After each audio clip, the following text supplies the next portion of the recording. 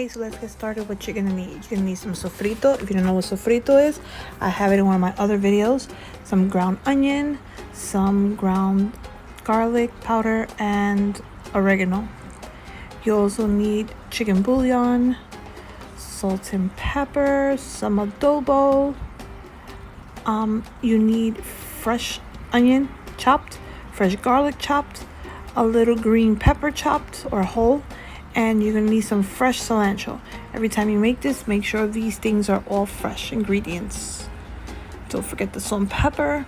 And now our root vegetables. That's yuca, cassava, and this is taro root, or yautía we call it, and then plátano verde or green plantain. I'm also gonna add some pumpkin, or auyama some people call it, calabaza we call it. And I have my meat. I'm using pork meat. You can use chicken, you can use beef.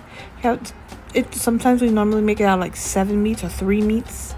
So I just added some chopped garlic to my meat. I'm adding a tablespoon of ground onion, a tablespoon of ground garlic.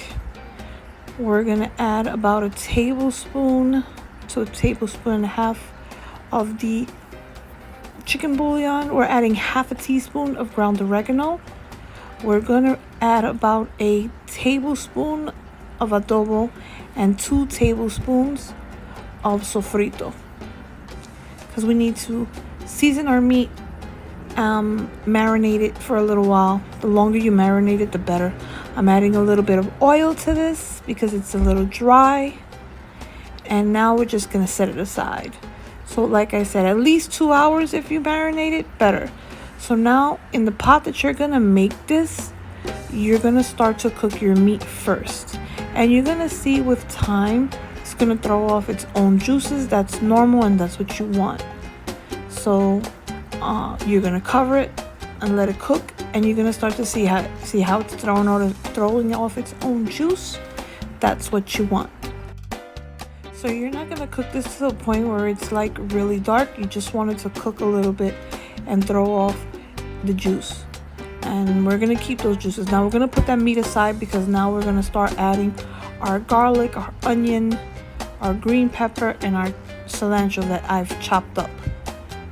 And we're gonna start to cook this down.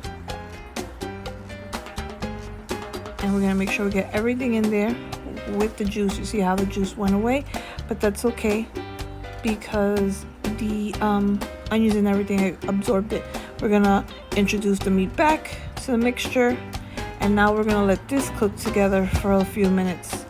All this is just a few minutes worth of cooking.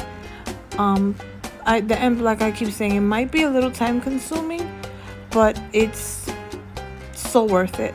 So now I'm adding about a tablespoon and a half of some more chicken bouillon to this, and we're gonna add 2 teaspoons of sofrito, and we're gonna start to cook this again. So it's still throwing off water.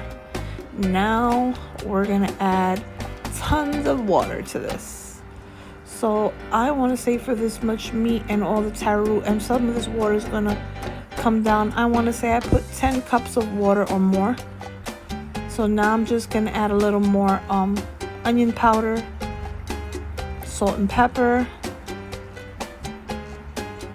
and I believe I added a half a teaspoon of adobo. You're gonna need a little bit more of adobo. It should have been more like a tablespoon. And I added fresh cilantro like that whole. You're gonna take that out later on, but that's okay. Now this is after about half an hour or 45 minutes of the meat cooking in the water, and I'm just checking to see how soft the meat is. So I'm just showing you how you're going to cut your plantains, how thin or thick. Now if you want to see how I cut the cassava, I have that in another video of how easy it is.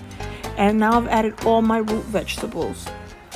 You're gonna leave the auyama or the pumpkin to the very end, like the last half an hour before it's cooked, because that will fall apart.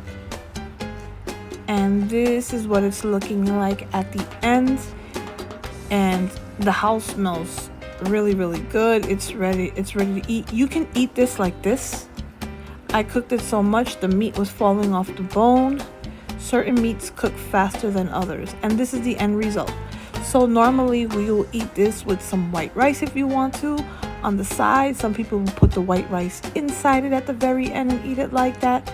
My husband stays away from rice, and sometimes so do I. So I'm just showing it to you like this, but you normally would eat this with some white rice and some avocado. So I hope you guys try this. Don't be scared of this recipe.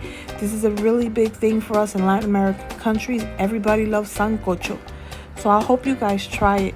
If you haven't subscribed to my channel, please subscribe. Give me a thumbs up and click the notification bell to get future videos of mine. And also drop a comment down in the comments box. Tell me what you think. Tell me if you want to try it. Tell me if you've ever had this and what you thought of the recipe. Thanks for coming by. Bye.